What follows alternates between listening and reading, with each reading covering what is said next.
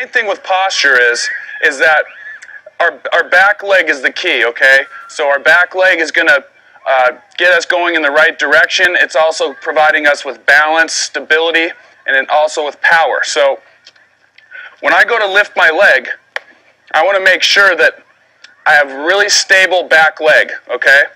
And I want my weight distributed over the middle of my foot, more specifically the ball of my foot.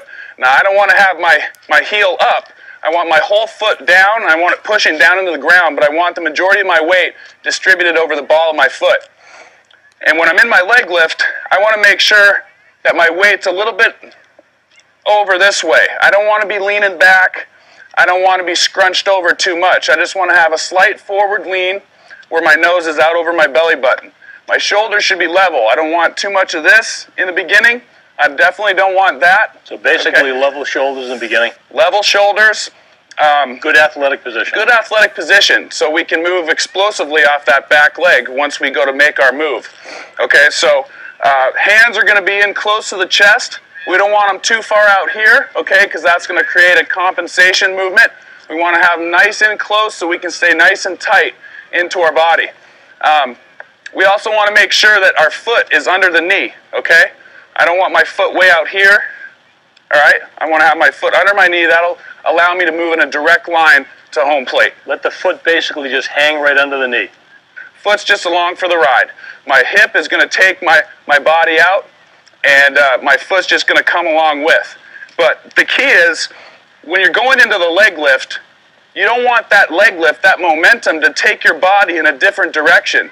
We got to make sure that back leg stays nice and stable so that when I lift my leg, I can get my body going in a straight line to home plate, that we're not going out diagonally or we're not starting to open up too soon. Hey guys.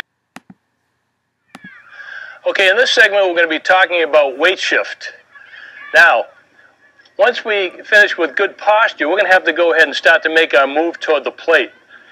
And many people talk about striding toward the plate. I like to refer to that movement as a lunge, because really pitching is really a lunge movement toward the plate. And if you think of it that way, you're probably going to end up having better back leg action. So Ryan's going to go ahead and talk about and demonstrate actually good weight shift, and especially how to go ahead and use the back leg so that the back leg is not taking force production away from the pitcher.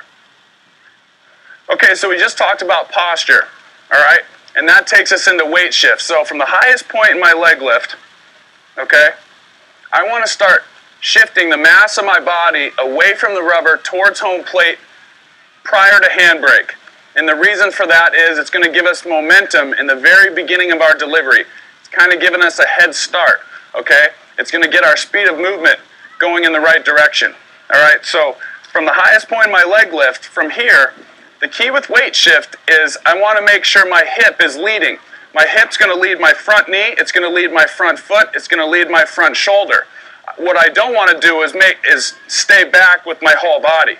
I want to shift my whole body away from the rubber and then break my hands. So my hip is going out as my hands are coming down, okay? And we want that to be nice and smooth, a nice smooth break. But the key is I'm leading with my hip. Also, I'm keeping a nice stable back leg. Okay, a lot of younger kids, even some of the older ones, even up into college, will correlate handbrake with that back leg breaking down. So we want to make sure that this knee stays over the posting foot. We don't want it getting in here. So we want to make sure our foot is pushing down into the ground and we're not shifting our weight to the inside of our foot.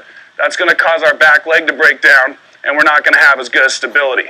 So the key with weight shift, and we're not really pushing, we're just kind of leaning into it. We're kind of falling forward at this point. I like the idea of leaning. That's a good way to think of it. Right. And another thing to keep in mind is, like I said, the hip leads the knee and the foot, and the shoulder as well. So the knee, the foot, and the lead arm are kind of staying back as my hip is going out. That'll allow my upper body to stay back as my lower body's moving out. Okay, in this section we're going to talk about handbrake. One of the things we talked about previously was what we want to have happen is we want to have weight shift occur before handbrake. So we want to get the body moving toward the plate, then we break the hands, because ideally we want to get the hands, or the throwing hand anyway, and the ball involved as late as possible. So let's take a look at handbrake here, right? Okay, so for handbrake, it's really important where our hands are when we separate them, okay? So with a lot of the younger kids, they want to get the ball involved really early, okay? We got the ball in our hand, right? We're throwing the baseball with our hand. Well, we want to get our body moving forward first, then have the arm get incorporated. That way the arm will move faster, and it has less time to, it has less room for error when you break the hands later, okay? So we don't want to have a really high handbrake, because this is going to really mess up our rhythm, okay? There are guys in the major leagues that break their hands high, okay? But they're exceptions to the rule. They're 1 in a million, right? Okay, so with the younger kids, you want to make sure that we're separating right in the middle of our body, and we're separating low. We like to have the hands break right about at the belt, okay? And that'll allow us to have a good arm circle when we take the ball out. But we don't want to be breaking them too far back behind us, because that's gonna create some disruption in our rhythm as well. We don't want to break them too far in front, okay? We want to just have our hands right in the middle of our body. With handbrake, we like to teach a little bit of hand movement with the leg lift. You can bring the hands up a little bit with the lift leg, and then as the hip starts to go out, you're breaking them down, and then you separate. And the key is with handbrake, we want to have a nice smooth separation. The whole pitching delivery needs to be smooth and have good rhythm. So we'll see a lot of guys kind of get stuck with their hands. We want a nice smooth separation right here, okay? Just like that. Not too high, because then the arm has too much time to get up above my shoulder, or a lot of times with the high handbrake, the elbow will be low by the time they land. Okay, so we want to have a nice smooth separation at about the belt. Okay? So we're going to go ahead and start. Let's say we're going to start out of the stretch position. So if you start out of the stretch, we want to maybe start with the hands. Either they can be started right here at the belt, they can be started right here, but we like to see a little hand movement going up. So when you lift, the hands are going up at the same time. Then as the leg and the hands come down, they come down together, so it's a simultaneous movement. Then the hands break at about the belt. Now, the other thing we should actually talk about is maybe you don't have a leg lift. That's okay. You don't have to have a leg lift. What if you're going to go ahead and just do kind of a, if you will, a modified slide step? Some kids starting out at the beginning, you know, you don't have them lift the leg. They don't have to. So, again, they can start with the hands high and then go ahead and basically what? Shift their weight and then break the hands low. Well, if you're not using a leg lift, okay, you still have to pick your leg up to start moving, okay? So when you go to pick that leg up, just lift the hands a little bit. Some guys can handle a lot of hand movement, okay? Others can't, okay? A lot of hand movement can mean a lot of stuff starting to go wrong, maybe some rotational stuff going on. So a little bit is okay, but what we're trying to do is we're trying to just create a little bit of rhythm with our hands. Okay, this is getting us going in the right direction. It's certainly okay not to have any hand movement. Guys do that as well. But a lot of your high velocity throwers, you'll see that they get some hand movement. They have good rhythm. Okay, so you can have a lot of hand movement or you can have just a little. It doesn't matter, whatever feels comfortable to you. Right here at handbrake, once the hands break, most of the time, if you get this right, if you get the posture right, the weight shift right, and the handbrake right, you're going to be in pretty good shape when you get to landing. We always end up having to go ahead and correct from everything from handbrake back, right? Right. It's so disruptive, so you get this part right, and you're going to be in good shape. Now, the next phase we're going to talk about here is going to be arm action. And we're going to talk about how you take the ball out of the glove and then get that arm up into the right cock position so that when you land, the arm is cocked and ready to go. This is an extremely important phase of the delivery. You want to get this one right. When you're breaking your hands, okay, think about having your elbows in front of your body, okay? We'll see a lot of guys, they go to break and their elbows go back, okay? This is going to create a low elbow. It's going to create the arm getting tied up when we go into rotation. We want to make sure our shoulders are nice and relaxed. We don't want to hike the shoulders up, okay? We want to be nice and relaxed and have the elbows break in front of the body so that we can have a nice smooth transition into rotation. If I get back here, well, balance too. Balance is off and I'm going to get tied up with my arm here when I'm trying to get my arm up, okay? And you're going to end up, you're going to end up, basically you're going to end up leaning. If you start with the hands back here, there's going to have to be a compensation move. You probably have to kick the leg out. Now when you get to landing, or before landing, you're going to start to lean back. Not good, so it kind of affects your posture. Yeah, so just keep that in mind. Make sure you're breaking your hands, elbows in front of your body. So coming out of the glove, it's so important where the fingers are in terms of the ball, because we just saw a fall recently where the pitcher was coming out of the glove. In fact, he came to us because he had elbow pain for about a year, and they couldn't figure out what the problem was. The problem was right here coming out of the glove. What was he doing? What you don't want to do. What he was doing is, and a lot of coaches will teach separate thumbs down, okay?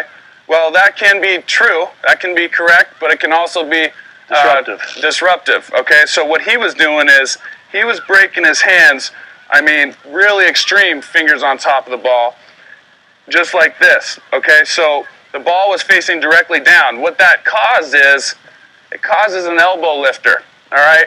So what happens is the elbow ends up getting above shoulder height, and we're putting a lot of stress on the arm. It's also really tough to have good rhythm.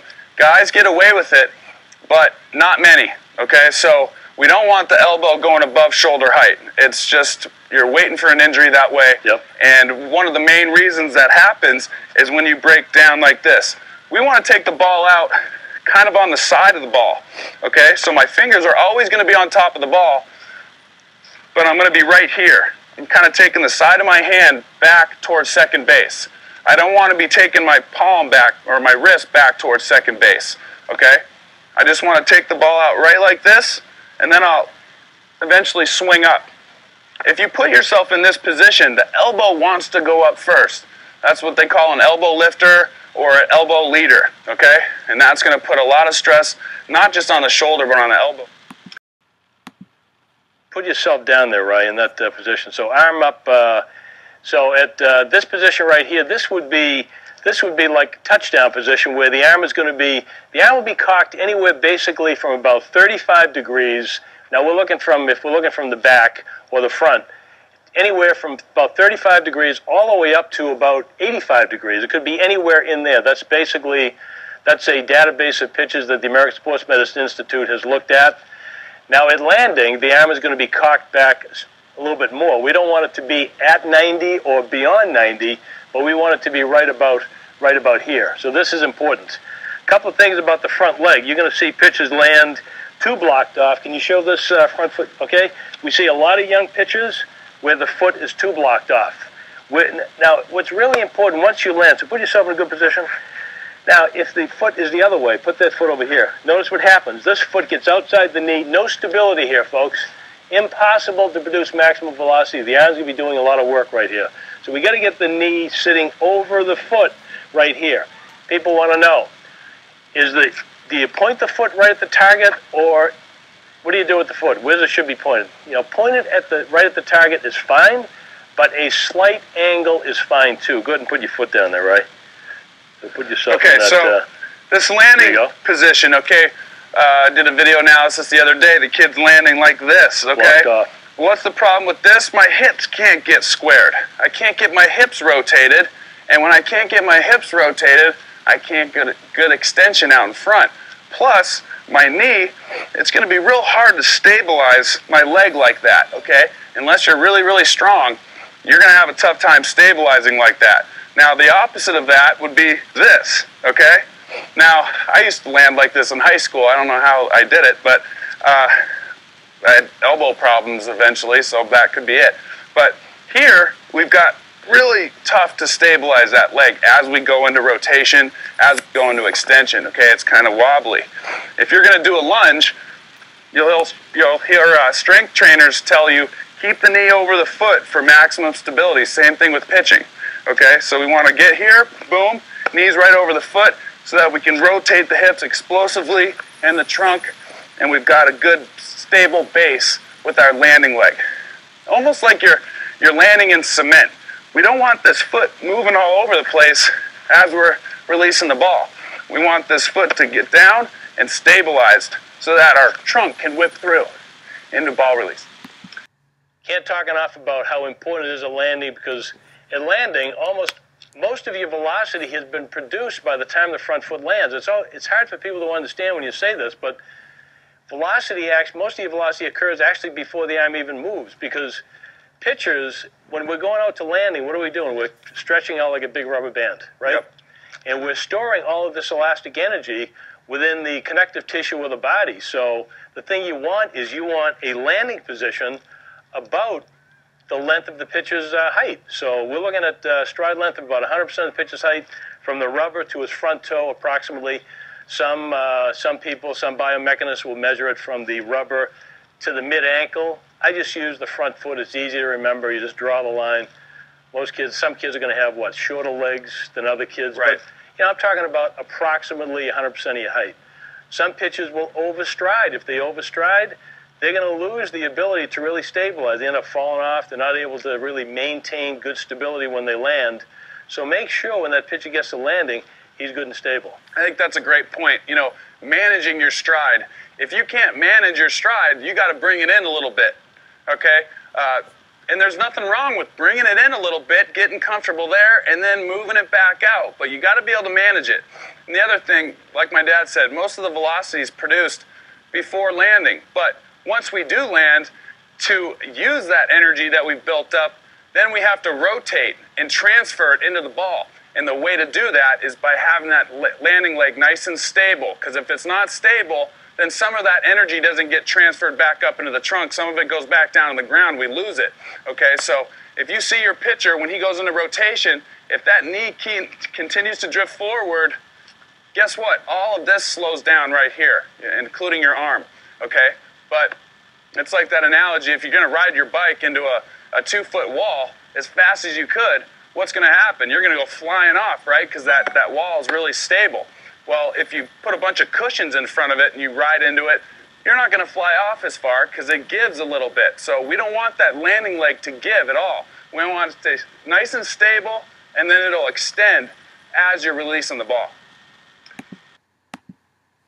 We're going to talk about ball release right now. Ryan's going to show you what that looks like and should look like when you have a good ball release position. Okay, so ball release. And this is something good for the younger kids. We have a lot of success. Just put your kid in a good ball release position. A lot of times they'll say, oh, I didn't realize that's where I'm supposed to release the ball. A lot of kids think they're supposed to release the ball right here. They'll show you, yeah, this is where I release the ball. We want to get it out there. So at ball release, okay, we want to make sure our posture is pretty level. We can have a slight tilt here, okay, but we don't want to be leaning. We don't want the lead arm way out of our body here. We want to keep everything nice and tight in here. Gloves in tight, arm is out front. I want to see how far out front I can release the ball. I want my head and my chest out over my landing knee as I release the ball, okay? Not only am I going to get more power from my trunk that way, I'm also going to be releasing the ball closer to home plate so the hitter's got less time to react. So a good ball release position is right here, right out front, okay? If I'm leaning too much and I get my arm up here, I don't have as much range of motion, plus it's going to be really tough to hit a consistent release point that way. A nice high 3/4 arm angle, I get nice range of motion here, and I can hit it every time. But this is where you want to be, right here. Fingers on top of the ball, head and chest going right at the target. Now, if you haven't had good momentum up until this point, where's the body going to be? What do we see in pitchers, Ryan, whether it's a Little League kid, high school, even some college pitchers, where they haven't gotten out over their front knee? What do they look like? Put yourself in that landing position there. And they're going to be, they're going to be here. Maybe the trunk's a little bit further. So they're going to be somewhere like this where the head has not gotten out over the front knee. Maybe they're striding too short. Or they're here. Or they're down here. Everything is collapsed down. They're not going to be able to get to use their body to provide maximum momentum. So you got to keep an eye on ball release, landing ball release, because that's going to tell you what's going on in the delivery beforehand. That's when you can go ahead and make corrections and really make a big, big difference. Because the key, ball release, what do we want to do? We want to get as close to the plate as we possibly can, because even if you're throwing the same velocity, but you get out there a little bit further and get close to the plate, that's less time for the hitter to react.